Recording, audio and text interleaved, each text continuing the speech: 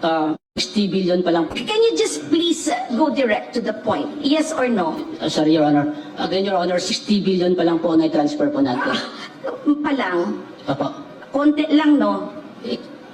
60 billion po. All Not right, 89 60 po. billion, Opo. not 69. Yes po. Ilan ba gusto natin i-transfer?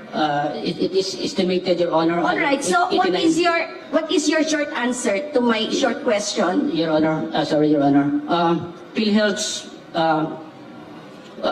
nag-operate si PhilHealth po, Your Honor, in the year 2024. Did it help PhilHealth's financial condition?